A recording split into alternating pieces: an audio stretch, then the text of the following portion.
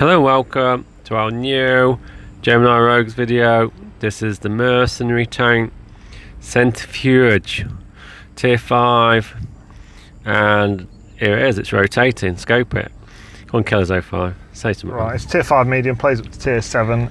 We'll break down what it is. We'll start at the top with a turret. It's off the Ram Panzer. Ooh. The Ram Panzer turret, which is the biggest weak spot on a Ram Panzer where you try and shoot it. It's quite soft, isn't it? Yeah. The gun that's sticking out of that turret is off the Sherman, the M4 from Tier 5. Okay. The 76mm M1A1 gun.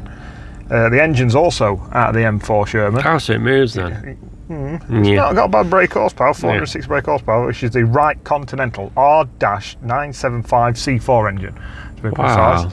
And that has been boxed up nicely inside the Matilda Black Prince, which is the premium tank that you get at Tier 5. But I just thought the turret was different on that from the standard Matilda. I just want What, the Black Prince one? Yeah, possibly, but we ain't got that to worry about turret on this one because I ain't got it on. But as that gets preferential matchmaking, this doesn't. So we'll have a look what it's made up of. There's that 406 brake horsepower engine we spoke about from the M4. The gun also off the M4, so 128 pen on your standard AP round. Gives you 115 damage, which is not bad for Tier 5, it's kind of average. 177 off your premium ammunition, which is pretty good. 38 and 185 on your HE round, which is 2.3 aim time, standard aim time for all Tier 5 mediums. 0.43 accuracy though. 35 traverse on your hull, so it does traverse even if it doesn't move very quick. There's that turret off that Ram Panzer. 36 degrees rotation on that. 350 metre view range though. Bit of an issue there, especially when you're not mobile either. And then poor signal range as well. Not that you've really noticed poor signal range, but it's only got 550 metre signal range. Does it suffer from catching fire with having Sherman engine? Yeah, it does.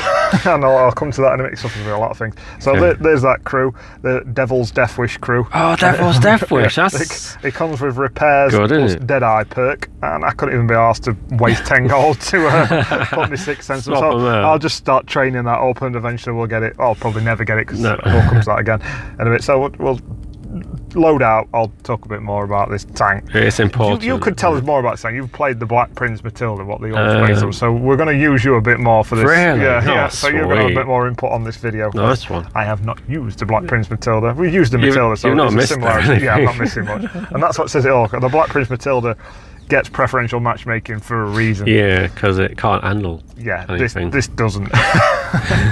So the old pause we'll get there. So put a gun ram right, try and get his reload down a little bit. Vents are cheap, put them on. Also perk everything up a little bit. And I'm thinking, Matilda, what's he going to do? Someone's going to try and track me and pin me somewhere, so and I ain't got to pay to take it back off either. Toolbox, yeah, true. So we can get his tracks back up and to get blown off quickly. Well, I say quickly. You know the major difference between this and Matilda Black Prince is the fire rate. Big time. 2 seconds. Big time. Black Prince. Yeah, and it does feel that way as well. So we'll look at the modules in more detail. You can see the concealment's a bit of a sticking point 44, so it's just, it doesn't take much to spot this thing, and it does feel that way as well. It does come across that way. We spoke before about stats misleading you and not feeling like they are. It does. It feels like a brick you can spot. So there you go. That's what we talk about. 20% chance of fire.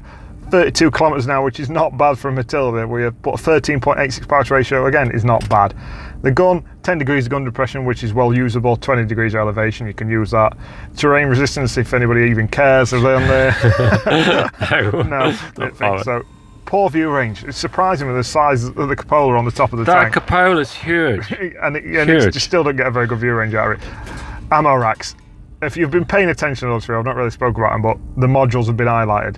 It feels like every single shot damages something or kills someone in this thing. It's one of the worst tanks I have ever done. Really? You saw me take me loadout out there. I took a repair kit and I took a thingy. I'll come back to it in a minute. I'll just look at that armour.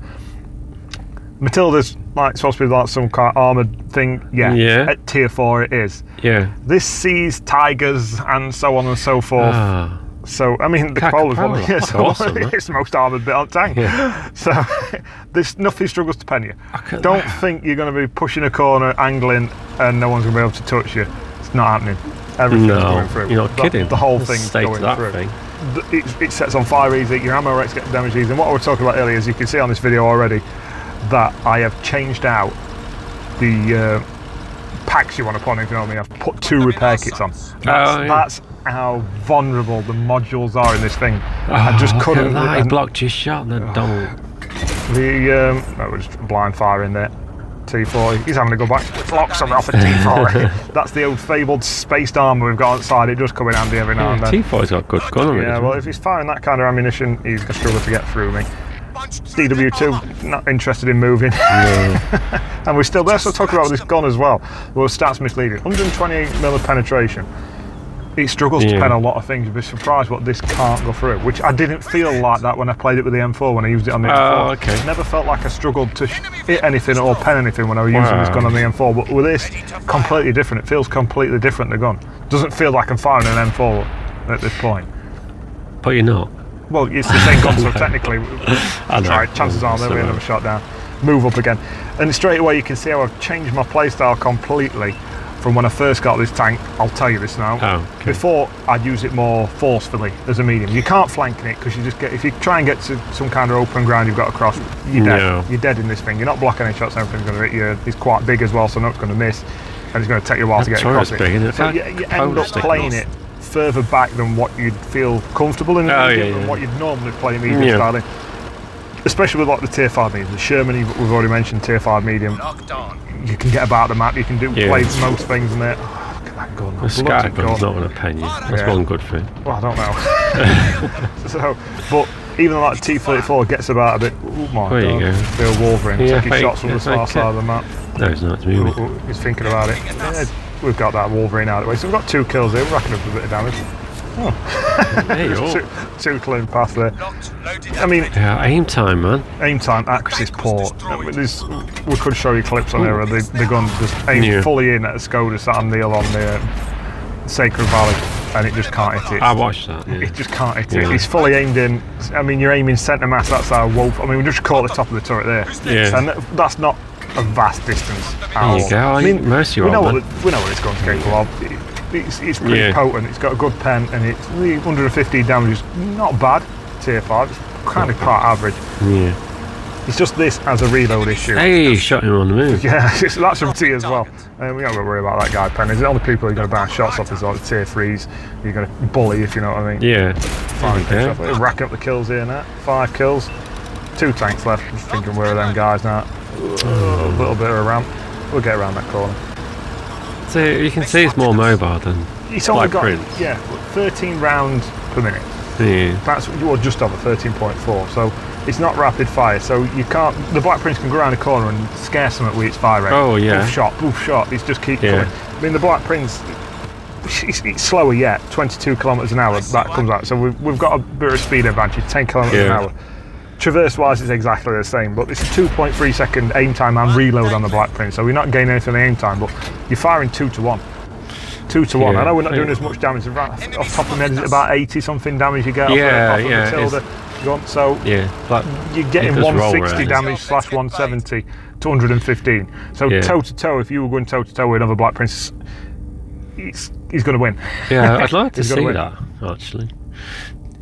I'd like to see a Black Prince against this, because I reckon Black Prince versus Black Prince. It would probably rape him, to be fair. I mean, silver, 41,000. It's not great. We blocked 183. That's how little damage you got at that tier. I mean, it's owned that match, and that is a full ball matchmaking dream for that tank, and that's the only reason that it did that. Yeah. So we'll have a look at this one. Let's just talk about this. You can see I've still got them double repair kits on. You noticed when we did the video when we started, I had put a fire extinguisher. Oh, what the hell? They're queuing up for you, man. He just killed one of his own teammates there. Shoved. I mean, the artillery that way.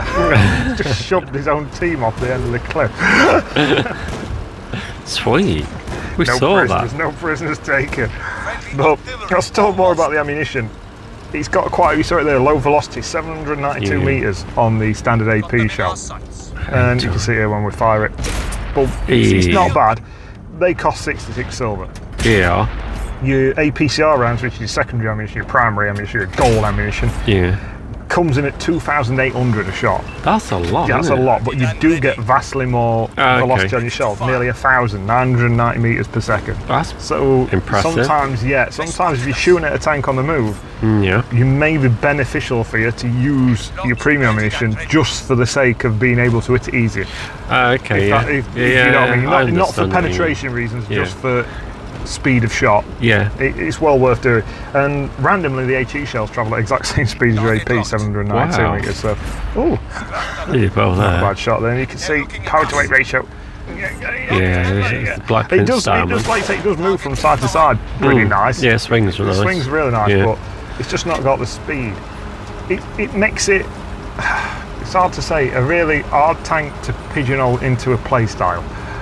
As in, it's not fast, so we're not flanking, we're not pulling moves off, we're not getting round straight eye. He didn't like that, did he? No, he did not like it in eye. T-34's coming back for a bit of action. Nice one. So you can't play it as a flanking, like you can do that in a T-43, you can do it in a Crusader Tier 5. You haven't got the armour to go toe-to-toe with anybody as such, so you can't use it as a bruiser, as a corner, stick it on a corner and the old Churchill freak. I mean, looking for weak spots, we'll see some of them premium ammunition rounds now coming up. We'll see the difference in the shell velocity. What I mean is gone off at radar, dropped off. You missed him again, man. It's pretty poor, and that's not even when you try and shoot it out of a further distance. You see what I mean? Look, that's gone down the side of him. Raymond, his turret has gone down the side of the tank. Finally, we get one in. Look how much quicker that shell flies through the air. Really punches. Oh yeah, definitely. And we could have gone through with a standard shell, but with the accuracy it's gone, we're probably going to hit a weak spot. We might hit a strong point. So it's worth it. We don't really want to be sitting in front of a Churchill free. You're quite away from him. He probably wouldn't hit you that much. He'd have struggled, but we don't really want to sit in front of him. No. So playstyle wise, I don't really know the best way to do it.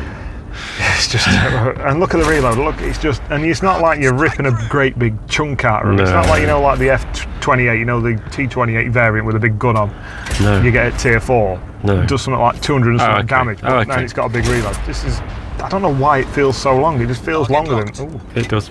Silent turret. There's that 128mm of penetration. Do 128mm of penetration. It just doesn't do it. I've seen stuff in Tier 9 and 10 do that. You've got like 300 pen and it just bounces off. It really awesome.